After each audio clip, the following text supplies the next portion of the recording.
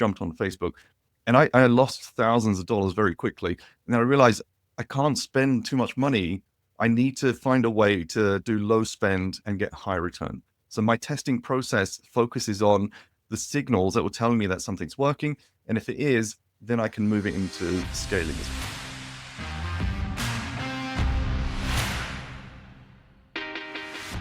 Hey, what's going on, everybody? Joel Irway here, and welcome to another very special episode of Experts Unleashed.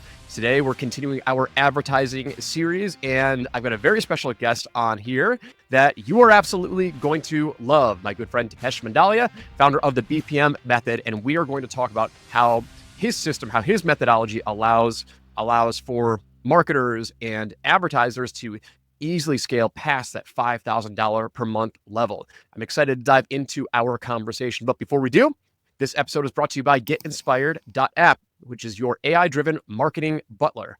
Inspired is your personalized marketing butler, bringing you new, ready-to-use content for your brand every single day based on proven viral ideas that are working right now. Stop wasting hours trying to be creative on demand and transform your marketing without the time investment. Get a 14-day free trial at GetInspired.app. Depesh, welcome, my man. It's good to see you. Good to see you as always. Thanks, Joel, for having me on. Yeah, I'm excited. So give my audience, my viewers, a quick 30 to 60 second background about who you are, your experience, and brag about yourself a little bit so we can really prop you up on the pedestal. I know all about you and your success, but let's go ahead and share a little bit coming from you. Yeah, sure. I've been in the Facebook ads game now since 2011. Prior to that, I was an affiliate marketer. Prior to that, I was in corporate. And I actually wrote my first HTML in 1998. So I've just dated myself there as well. I've been involved with small businesses, large businesses. One of the biggest scaling growths that we did in 2015 took an e-commerce startup from $800,000 a year to 26 million in 18 months. That Let's caught go. Facebook's attention. It became a big case study in Europe. And since then, I figured rather than contracting and consulting, why not start an agency? Agency blew up into community and training programs and consulting. So since then, I've just been dabbling in lots of areas, and more recently with AI and using that for ads and creating bigger and easier wins for myself and my clients as well. Love it, man. Well, we've been connected for quite a few years now. I've always loved watching your journey, and I know a lot about your background and your success. What I'd like to do to start this conversation is, here we are in 2025. Things are changing all the time. You and I both know the advertising game changes almost on a daily basis, especially now with AI. What are you seeing right now in terms of the trends of what's happening with Facebook ads and how to be successful in 2025? Yeah, I mean, look, Facebook ads, every year you'll hear this. It's too expensive, too many competitors, and people are moving spend to YouTube and TikTok and things like that. I've been all in on Facebook now for some time, and the same stories happen every year. There's always fear that Facebook's not going to work and things like that. It continues to work, and the reason is, first of all, there was a big opportunity up to about 2018-19. It was very easy to advertise on Facebook. You could literally just put an ad up and people would buy. Now there's a lot of skepticism, and I think the people that struggle with Facebook ads just can't overcome the barrier of trust. So we talk about know, like, and trust when it comes to advertising. That barrier of entry has increased, and I think when people start running ads, they're running $10 a day, $50 a day, they'll tap out often too early before buying the data that validates their offer or validates their funnel or validates their message. And I think this is part of the problem I'm seeing across the community is just, first of all, you need to commit to buying the data, which means you need to spend money to actually find out what's working. And then having the knowledge of what to do with that data. So it's not like Facebook is going to tell you what to do with the data. Like, they'll give you reports and they'll show you numbers and things like that. But for a platform that is supposed to be, billions of dollars of revenue, they don't really help you out much. And I think this is the problem with the platform. For me, the analogy is they give you the Ferrari and it's like, this is a shiny red car. You can go and drive it as fast as you want, but there's no training. And then even then there's no support, like proper support on how to drive this car. So it's the difference between getting in a car and being taught how the controls work and how to handle this thing versus just getting, like, how many people have driven a supercar for the first time and just wrapped it around a lamppost? And I think that's what a lot of advertisers end up doing. Awesome. So that makes total sense. And, I agree with you 100%, meaning I still think Facebook is a huge opportunity for everybody. And while it's funny because I hear a lot of people say like, oh, costs go up, costs go up, costs go up. And I don't know if I've seen that to be like totally true. I mean, like way back in the day, costs were ridiculous. And like just early adopters, I don't think you can really compare data points to that. But I would say like, while costs, I feel like costs have remained the same for me personally over the past like 7 years. Like I can still get a webinar registration lead for somewhere around like anywhere between $7 to like $14. And then it just, you have to make sure that they show up and all that other stuff. And then with low ticket, like I can still get consistent cost per acquisitions. But what I'm seeing is like things burn out a lot more quickly. So there's not like super longevity when I start to spend more money on ads. Maybe your BPM method helps overcome that. Is that something you want to talk about? Like introduce us to what the BPM method is. That's your core methodology for advertising. Why don't we break that down and maybe talk about how that applies to spending over $5,000 a month on campaigns? Yeah, so brand-driven performance marketing is the methodology I came up with because my failure with Facebook ads initially was I came from paid search. So paid search, you bid on a keyword and you kind of know the intent of it. So if someone's looking for a 42-inch television, the intent behind that is very different to Sony smart TV 42-inch with Netflix. From the keywords that someone types in, you know that someone's done a bit more research. They know the brand, they know the specific configuration and stuff like that. So when you're bidding in paid search on Google, you can then figure out how to put my ad copy in and which keywords I want to bid for. When I moved to Facebook, I think it was back in 2011 when I first started to advertise, I brought the same mentality in, thinking that, I could predict the intent and just write some real simple copy and people would click. And it took me a while to realize the fundamental thing I was missing was Facebook is actually more like TV advertising. People don't turn the TV on to watch ads, but when they are there, they can get influenced. And this is the same with Facebook. Whereas Google, people are not just manually browsing and, oh, by the way, I'd like to do a search. They're there to search for something. They want knowledge. They want information. They want to buy something. So that took me a while to figure out how to make it work with Facebook. And then what I realized was I had to take a step back because I just launched campaigns and just start doing some targeting and write some ads and stuff. I had to take a step back and say, right, what's my avatar? Who am I targeting? Who are they? What stage are they at in terms of their own journey? So we talk about, when it comes to marketing, Eugene Schwartz's 5 stages of awareness. So the very top, you've got people that are just completely unaware, all the way to the bottom, they're most aware. So if you think about that as a kind of triangle of the population size that you can target, you have to think about who's on Facebook and where they are based on their journey. So for example, if someone is thinking about buying a TV, is very different to their TV's blown up and they absolutely need a new TV.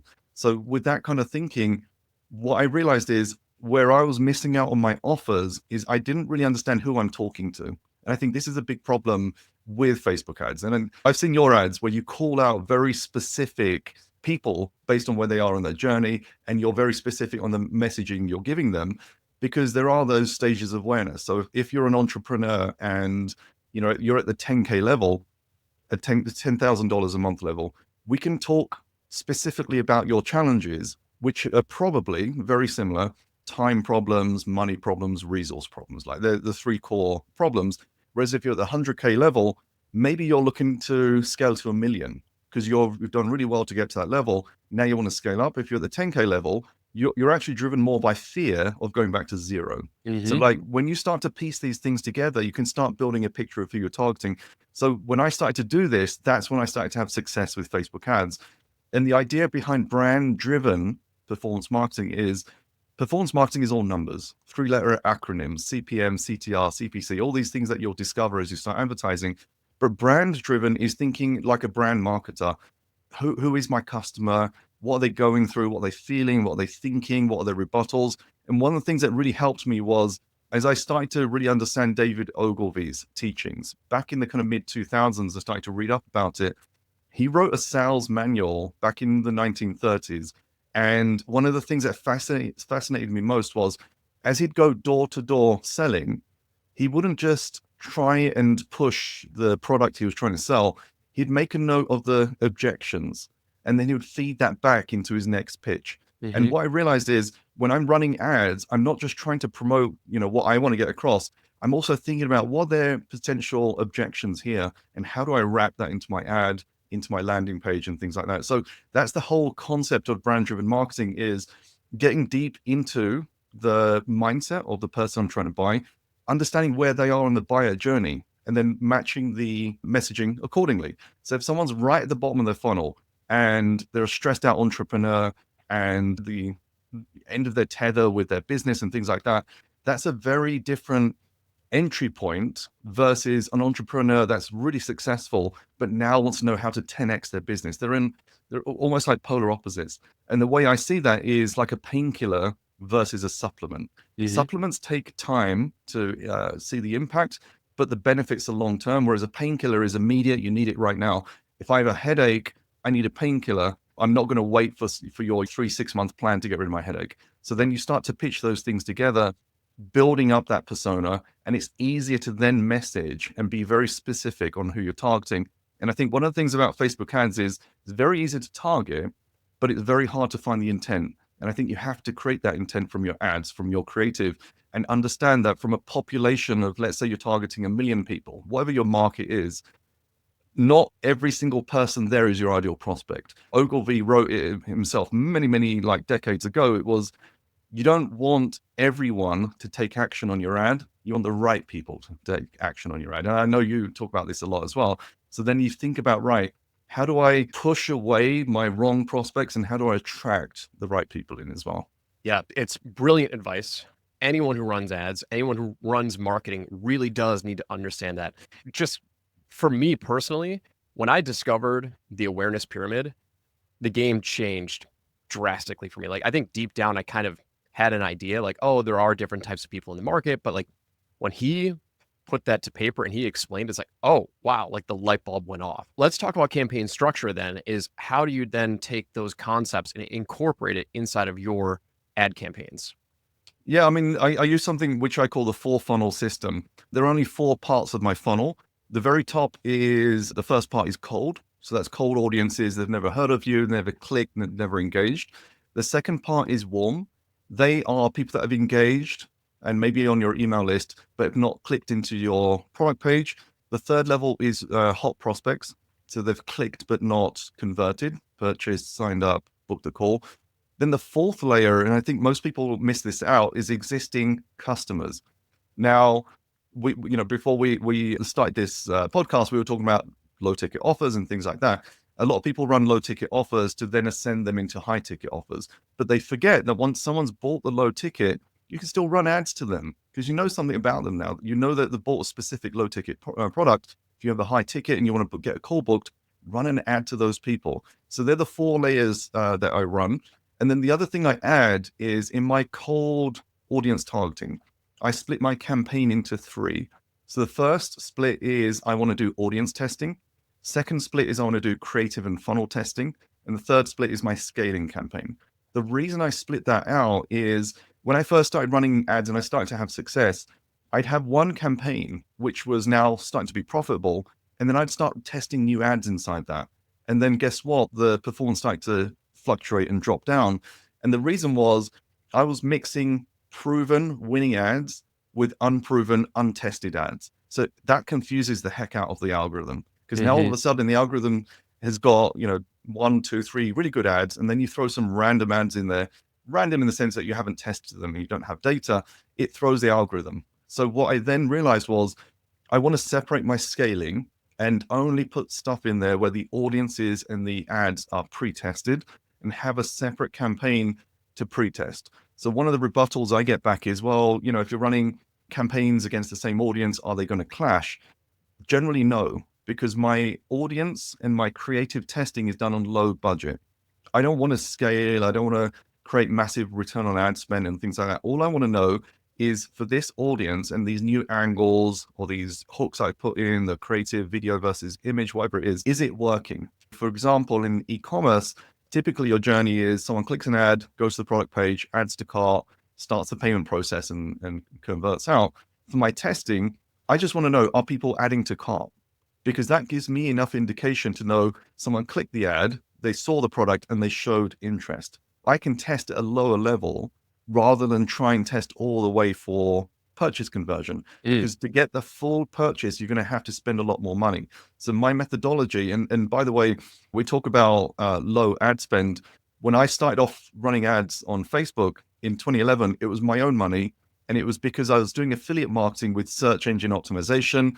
I made huge mistakes. We grew that to significant revenue, but then I lost my traffic, like instantly just lost that traffic when Google made a big change. And I needed new traffic. So I jumped on Facebook and I lost thousands of dollars very quickly. And then I realized I can't spend too much money. I need to find a way to do low spend and get high return. So my testing process focuses on the signals that will tell me that something's working. And if it is, then I can move it into scaling as well. That makes sense. So the 4 funnel system is kind of like the overarching framework. Is that correct? That's right. All right. And so when someone starts to implement your 4 funnel system within the BPM method, what's the first thing that they do? Let's just say they want to go to a purchase, right? It's a low ticket offer or whatever. And just for, example purposes, what is that first test that they're going to run, that first funnel or that first campaign? Yeah, so if you've not run ads to the offer or the funnel or anything like that, first of all, you don't have retargeting traffic. So level 2, level 3, level 4 doesn't exist. So starting off with your level 1, which is a cold campaign, the first question you have to ask is, which audiences am I going to test? So I had this conversation with a client yesterday, and for his particular product, he's selling low tickets into people that need sales systems. So he's targeting interests like Russell Brunson, Tony Robbins, Kiyosaki, and things like that.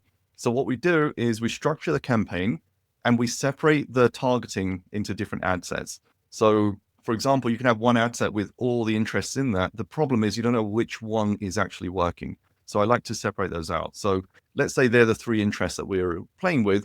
We have 3 separate ad sets. Within that, all the targeting is exactly the same: male, female, whatever age, and US, whatever your core market is. Then within those ad sets, I want the same ads running. So for this client, for example, we had 3 ads, and we had 3 different hooks, 3 different images, and things like that. But every ad set had the same ads running.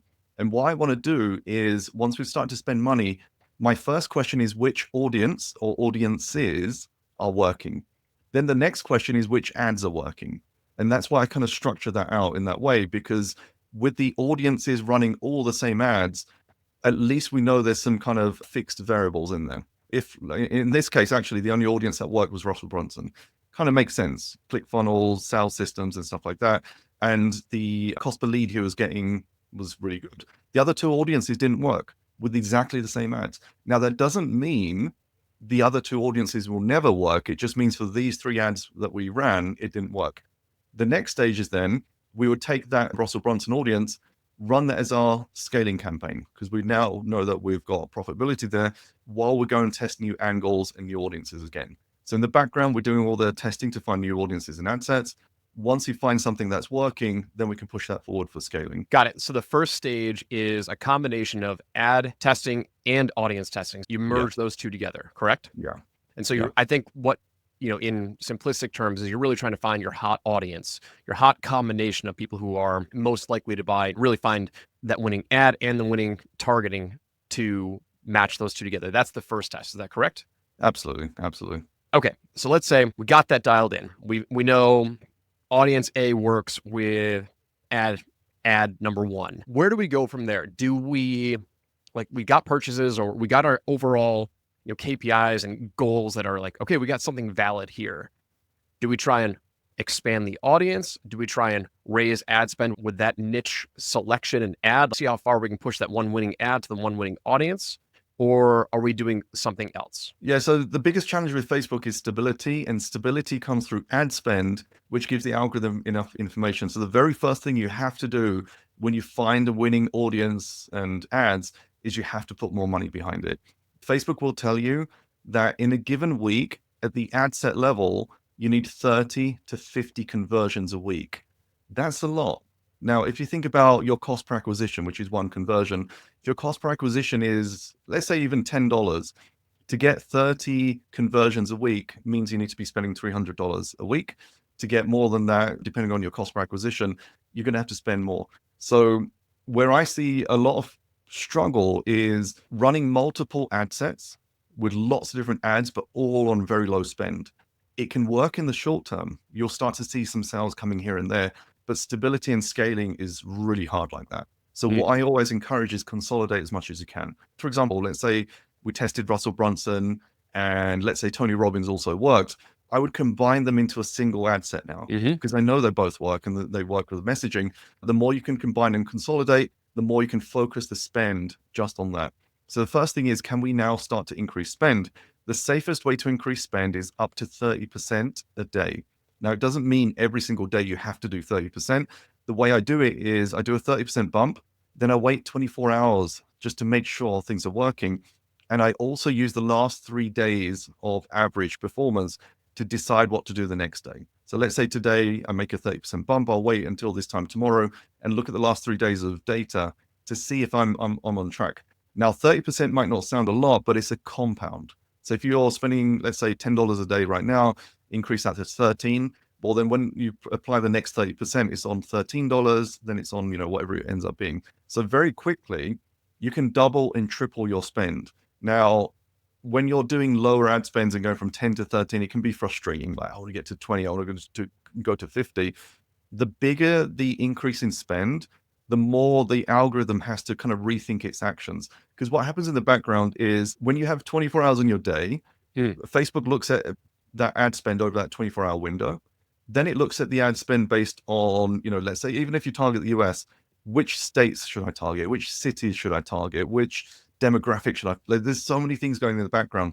So the higher the budget increase, it's like the more stressed the algorithm becomes. So that's why 30% is safer. Now, I'm comfortable doing 2, 3, 4x ad spend increases a day, but that's because I've spent a lot of time looking at this and I know what to look out for and when not to panic and things like that. But when you're starting out, keep it safe and let the algorithm figure its thing out. The second part is then looking down funnel and looking at your conversion points at what you can improve. So let's say, for example, your click-through rate, how many people click the ad to the landing page is 2%. Maybe that's okay and your costs look good.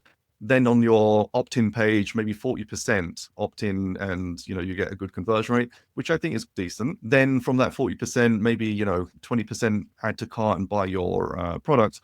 Start looking at that at the campaign level, the ad set level, and the ad level. And I guarantee you'll start to see ads which are performing better than others. Some ads will have maybe 60% opt-in rate. Some ads will have 30. So you don't want to look at the average, you want to look at specifics now. So within Ads Manager, you can set up custom reporting where you can start to see the conversion rates at the ad level. Then you can start making decisions on which ads are really working. Do I need to optimize that landing page? Can I do better with my cart page and things like that? Then when you look at your conversion rate improvement, you look at ad spend increase, and you'll know this as well. The third metric is then average order value, because the higher you can get your average order value, the more play you have on your cost per acquisition. Mhm. Ultimately, you want to pay less on your cost per acquisition than what your average order value is. So let's say, for example, I launched an ebook last year, $27. My cost per acquisition was about $40. Not great.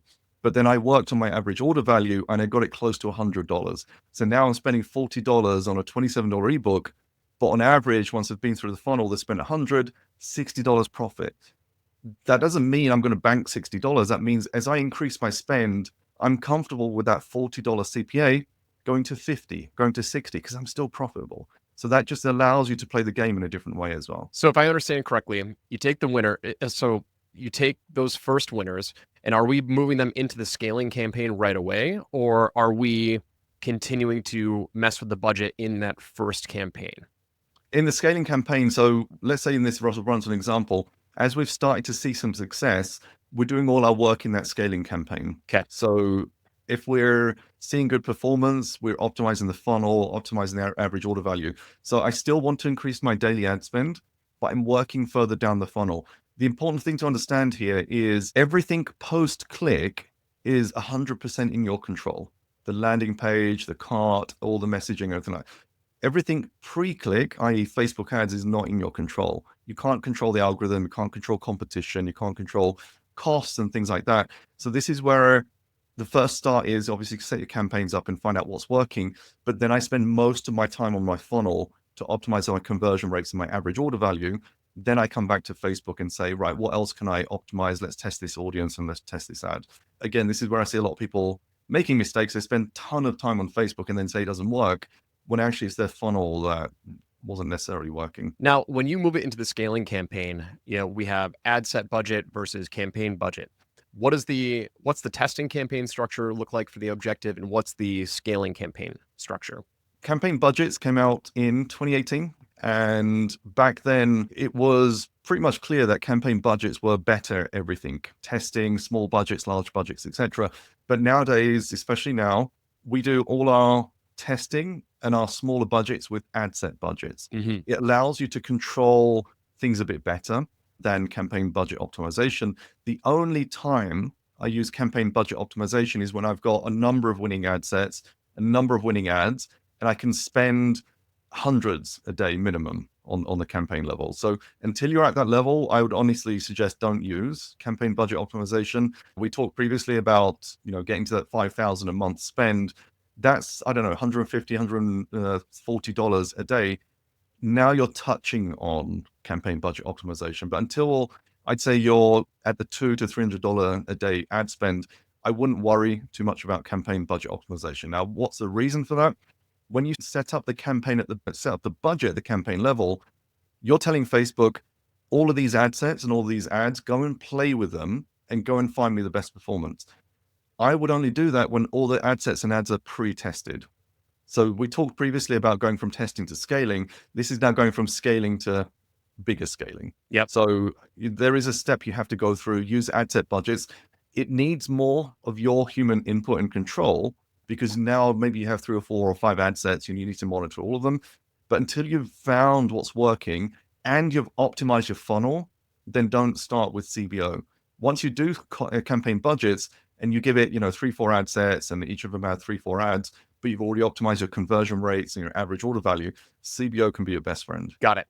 Now, one of the things that has always baffled me with Facebook is, like, let's say you've got some winners, right? And this has happened with me countless times.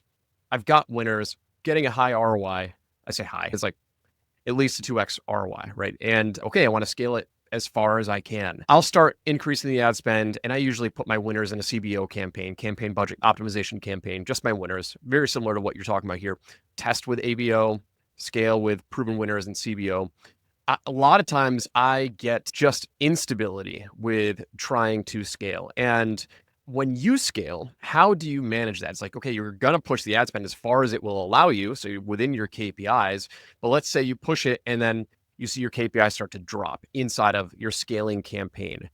Talk to us from like a management standpoint of, what are the levers that we pull? Are we testing different messaging? Are we testing different creatives? Like, what's the higher priority when you've got proven messaging that is converting, which I think is most important? I don't know what your take is on that, but let's say you're at $5,000 a month. You really want to start to spend more. What do you do from a management standpoint and optimization standpoint when you're pushing those budgets higher and higher, and you start to see fluctuations or maybe pushing outside of your KPI? Yeah, there's a few things here. So the very first thing I would be looking at is, first of all, when you're scaling, I have this kind of concept called the Punisher method. So what I realized is when you reduce ad spend, it's like a red flag for Facebook and the algorithm to say, this advertiser is not happy. So what ends up happening, and I've seen this multiple times, see this quite often, when performance starts to drop, you drop your ad spend 10% and give it 24 hours, and often it recovers. Because I think what happens sometimes is the algorithm, especially as you're starting to spend more and more, is trying to find more of the similar users, but sometimes it just misses. And by you going in and decreasing ad spend, so we talk about increasing ad spend 30%, I'm talking decreasing 10%. So we still compound up on what we're spending, but that sends a negative signal to the algorithm. And often it just readjusts it and it kind of says, all right, that didn't work out, whatever I did yesterday, I'm going to try and find better traffic. So that's the first part. The second part is look at your breakdown data. So I'll give you an example. That $27 ebook, we were doing worldwide targeting and it was flying like 2-3x return on ad spend, and we're quite happy with it. And then all of a sudden it started to underperform.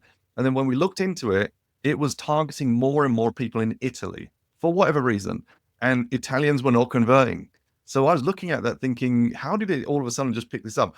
Something in the background must have, maybe it started to run ads in Italy and people were really clicking through and the algorithm was like, hey, this looks great, but no one was buying.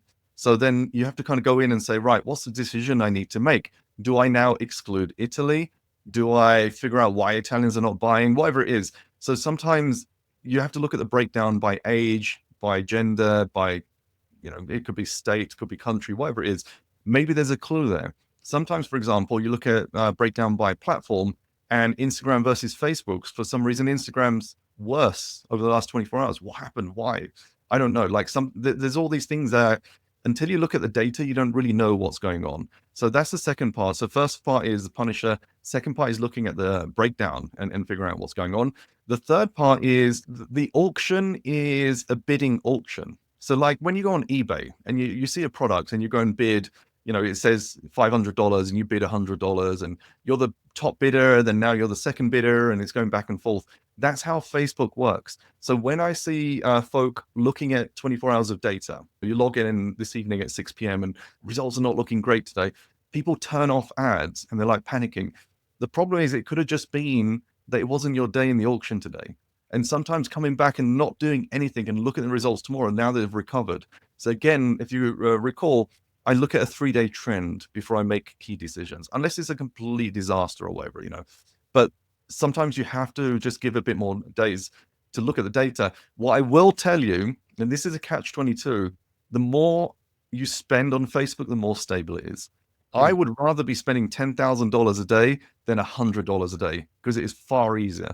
By that point, you've proven the market, the offer, the funnel, you've got stability, Facebook got all the data it needs, and it is far more stable. So I would argue for those that are, at the 5,000 a month stage, it's harder to scale up because you need to micro analyze all the things.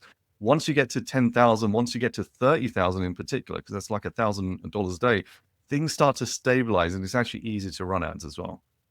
That Punisher method is hilarious and I love it. It's like, bad Facebook, fix it. Like, no, I'm pulling my ad budget back. It makes sense why that works. You mentioned a couple of things, and I think from a broader perspective, like, let's say we're not doing worldwide targeting. We don't have a totally broad offer. I'm gonna kind of take this in two ways. Let's say we do have worldwide potential. Do you recommend creating just one campaign going worldwide or breaking that up into your higher performing countries and let CBO work with that country, let CBO work with that country? Have you seen that work or is that just too much management? How do you handle that? So for my low ticket offers, often I do go broad and just test fewer targeting options and all countries. For my, funnels where I want calls booked, mid ticket, high ticket and stuff like that, 100% target by tier. So the way I do it is in my campaigns, I'll have a tier 1 campaign, tier 2, tier 3, and then the rest of the world. So tier 1 for me, for example, is UK, Canada, US, Germany, and Australia. Like they're the top 5 markets for me. Tier 2 is then France and Spain and, some other places. Tier 3 is now looking at Singapore and whatever. And then the rest of the world is what it is. And that's because I know from the people in my database that have converted on mid-ticket, high-ticket offers, they're the primary markets. Now for low ticket, my goal there is to bring in buyers into my database. And I want to learn which markets are buying. So for example, one of the markets that for whatever reason picked up was Bulgaria in Europe. Now, I don't know anything about the Bulgarian market except the fact that they wanted to buy my $27 ebook, which was great. That then gives me an idea of, right, what's going on there? Like maybe it's a new digital revolution. Maybe there's some massive, I don't know, Facebook ad stuff that's exploding. Same thing happened in Italy many years ago. And maybe that's why the algorithm keeps going back to Italy. Back in 2019, I actually launched a product called the CBO Cookbook and it blew up in Italy. The sales were great. And in Italy at the time, the costs were super low. Like out of all of Europe, it was one of the, I think Italy and Netherlands were just really low ad costs. So massively profitable. And like a few years later, I was about to set up an Italian in-person event, but COVID threw that out. But for what, I wouldn't have known that Italy was a viable market for my digital products. And sometimes you sit there and think, well, Italy, it's not an English-speaking market. All my materials in English. but there's a huge amount of English speakers there. There was a digital revolution in Milan, as I found out. There's a big startup scene and they want to learn Facebook ads. So for me, like, especially if it's a digital product and it's not, physical fulfillment, go and test all the markets out. US is obviously a lucrative market, but it's also one of the most expensive in the world as well. Brazil, for example, they've got a digital explosion happening right now. Yes, they do. The only problem is you have to be Portuguese in your copy and your funnels and stuff like that. But there's so many pockets like that. So one of our clients, for example, he was a Spanish guy living in Miami, and he was scaling his ads in Mexico. And he was selling like social media courses and stuff like that. He was selling $97 courses. He was making 100, 200K a month in the Mexican market. I didn't even know that you could, make that much money there. But you can literally every market you can think of, even in African countries and Far East and stuff. But unless you do that testing, you'll never know. It's still kind of whether your product can fit. That makes total sense. Going back to scaling, one of the things that I want to touch on, right? So we talked about all the things that you want to check, et cetera, et cetera. But like if an ad starts to really decrease, and let's say your gut feeling is the message is still great, do you ever test new creatives with a proven winner? Like, is that one of your revival techniques of, hey, this message has worked for a long time. Maybe they're just getting burned out on the image or the creative, et cetera, et cetera. Like, where does that come into play when you've got a proven winner and you're trying to revive it? One of the problems is, let's say you have an audience and it's got 1 million people in there. Sounds like a lot, but that's 1 million people you could potentially target if you ran a reach campaign. So a reach campaign says, I don't care who sees it, just everyone needs to see this ad. As you start to layer campaign objectives on top, it starts to narrow the audience. So campaign objective being, I just want clicks, I want conversions, I want leads, whatever it is. So let's say, for example, low ticket, we optimize it for sales and we optimize it for purchase. That 1 million audience is now narrowed down. So it might even end up with 100,000 people in that potential audience that Facebook have recognized are buyers and they meet your targeting criteria and stuff like that. Then when you're running your ads, sometimes a winning ad fails because it's reached a lot of the people the algorithm thinks are going to buy, and it becomes wallpaper at that stage. So certain clues you can look at are ad frequency and click-through rate, especially when click-through rate starts to dwindle. That's one clue. Or even if click-through rate is good, you start looking at breakdowns and say, okay, our click-through rates are good, but it's gone up on Instagram, it's dropped on Facebook. So net, it looks the same, but the Instagram people are not converting as much as the Facebook. Why is that? Now, the problem with Facebook is because both platforms are often combined in one, the Instagram user is quite different from the Facebook user. 100%. Like what they're on the app for is very different. So just like you wouldn't run a YouTube ads campaign with a Google ads campaign, it's the same concept with Facebook. Sometimes you have to separate those things out and understand that the person on Instagram is a lot more visual. Their experience is different. They don't read as much ad copy. They do consume reels and videos and stuff. So maybe your ad strategy needs to tailor for that versus Facebook, where people are more willing to read and spend a bit more time. So sometimes that can be something that starts to surface as the algorithm's running out of people to target. So the few questions I'm asking is, maybe it's not the hook or copy. Maybe it's just the format of the ad. Maybe I need to test more short form videos. Maybe I need to test more images and be a bit more creative. But sometimes it's just maybe even just splitting those placements out and just seeing if I can find something there. And then it's also audience size. So, okay, we've got a 1 million audience. Are there other audiences like this one that's working, whether it's a lookalike or an interest or whatever it is, where I can tap into more people? So one of the cool things about Facebook is when you start to get sales and you start to get clicks into your website, create a lookalike based on that. For example, I would say if you get 1,000 people minimum into your custom audience for a lookalike, then you're in a good place. So that's 1,000 purchases or 1,000 clicks to add to cart or 1,000 landing page views or 1,000 views on your video. They're all viable custom audiences. The more, the better, but they're like your minimums. Start testing those out. So for example, one of my ad strategies is to run videos and run video audiences and capture people that have watched 15 seconds. So in Facebook, there's a metric called throughplay. That says that someone's watched a continuous 15 seconds. So I structure a lot of my ads at 30 seconds and at 60 seconds. And then I retarget based on throughplay, because they're the people that have actually taken the time to watch the video. They might not have clicked, but they've shown interest. To give you an example of this, I ran a strategy about maybe about 2-3 years ago, where I created videos specifically on the fears of different types of entrepreneurs. So one was an ad freelancer, one was an ad agency owner, one was an e-com store owner.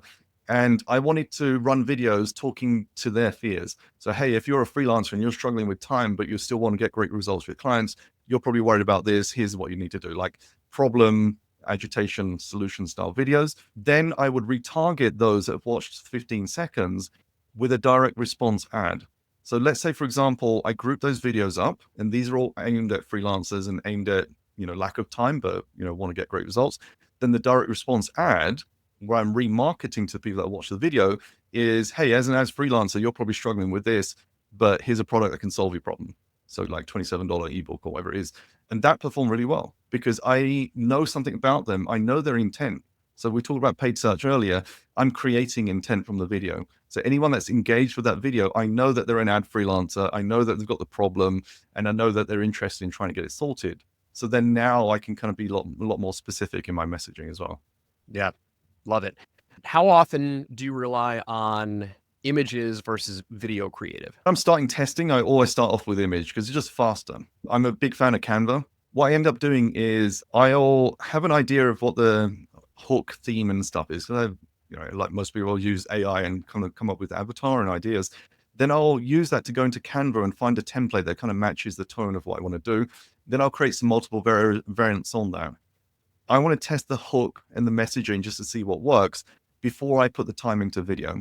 Now, I also use Descript for my video production, and they've introduced a new free tool inside of ChatGPT. If you do a search for Descript GPT, it can create short form videos for you automatically. So now what I'm doing is getting it to take my avatar, build a script for a 30 or 60-second faceless video, and then start testing that before I put the effort into doing a proper video. So for example, I know that if I'm in a video and I'm talking about something, I can both attract and repel. So I'm not the Ty Lopez Lambo guy. I'm the more kind of down to earth and talk facts kind of guy. So I will attract and repel based on that. And when I run a video like that, it generally works. But I also don't always have the time to shoot video. But my team can create these faceless videos, overlay my voice on AI, subtitle it, and start launching ads in like 30 minutes. They don't need to worry about chasing me, getting me to the schedule. Then when we find winning angles, they can say, hey, this angle worked. We tested this. Here's the copy. Create an ad for us. That's the kind of process I use to test fast and test cheaply as well. You got to check that out. So we use Descript as well, but I didn't know they had the automatic faceless video creation. It's really cool because it scripts it for you. And then once you're happy with the script, it will push it into Descript. It will then pull out B-roll footage and also custom footage, and it will stitch the whole thing together. Then you can decide if you want to make any edits, but for testing purposes, it is super. Yeah, that's awesome. Depesh, this has been fantastic. We're coming up at the end of our discussion, but the thing that I love about the BPM method is there are processes with everything, right? And there's the structure with everything, and everything gets aligned back to the stages of awareness, meaning as you start to push it to more and more people, increasing your spend, you're going to a lower level of awareness, like more unaware. And the way that you break it down, I think really helps that scalability and also keeping it in some form of a simple structure of like, okay, this is what we do next. This is what we do next. So I really appreciate your methodology. I really appreciate your systematic approach to growing it. Is there anything else that maybe I didn't ask that you really think is important for this audience who's really looking to get to that next level you wanted to share? I think it's just reiterating something we mentioned early on about buying data for testing. I think that's the biggest barrier I see with people that have good offers, good funnels and things like that. It's just not realizing that you're not going to hit the ball out of the park with the first swing. You have to run ads. You have to buy the data.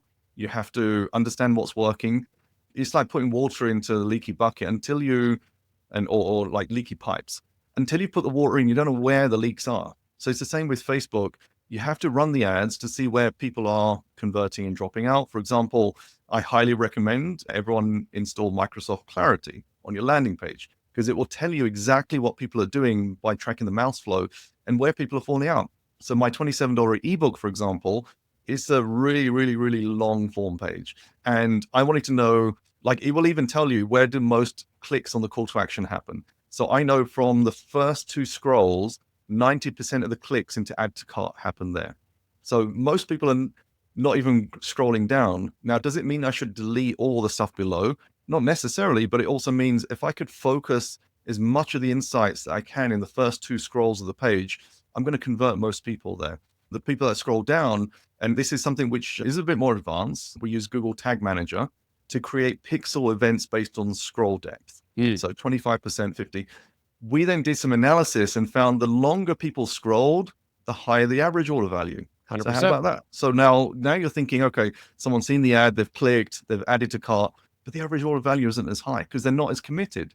Okay, that makes sense. So I do want the long form page. Then how do I get people to read more of it? So like those kind of insights, it doesn't sound like Facebook ads, but they improve your cost per acquisition. They improve your scalability and things like that. So I think it's just like my background when I started off in digital marketing was conversion rate optimization. So that's why I know this space inside out.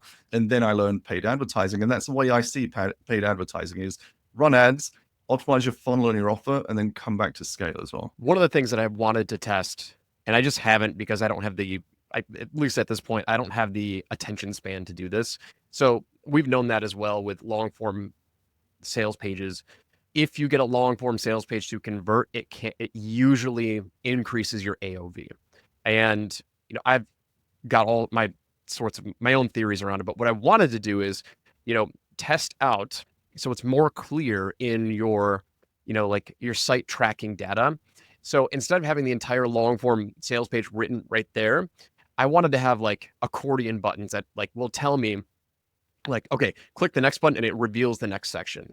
Right. And so it's like, I wanted to run a test to see if it provides me with more clear data of which sections are actually getting them to go to the next section and the next section and the next section. That might not work at all. It also sounds a little bit complicated, but I wanted to echo your point of longer form sales pages can increase AOV, but also for those just starting out, short form sales pages prove your offer and just make it like you want to get those lowest hanging fruit first, because if you don't get them, nothing else matters. Like you don't want to try and convince anyone else to buy. And there's a lot of people out there who will buy just with very, very short landing pages. Anyway, I don't want to go down another rabbit hole, but dude, this was awesome. Really appreciate your insights and appreciate you sharing your BPM method and your process of spending more and more money on Facebook. Where can people reach you? Where can people find you out? Let's drop some links. Yeah, www.bpmmethod.com is kind of where all my stuff is. BPM Method book is on Amazon if anyone wants it. And then I post a load of stuff on my Facebook profile. So deep into AI right now, but ad stuff and, if people want to follow and learn, that's kind of where I am as well. Awesome. All right. We will add those links in the show notes. Depesh, I appreciate it, man. This has been a really, really great conversation. And if you enjoyed this conversation, please reach out to Depesh, find him on social media, go check out BPM Method, and let him know that you heard him on Experts Unleashed. All right. Until next time, we'll talk to you soon. Thanks, Depesh. Thank you.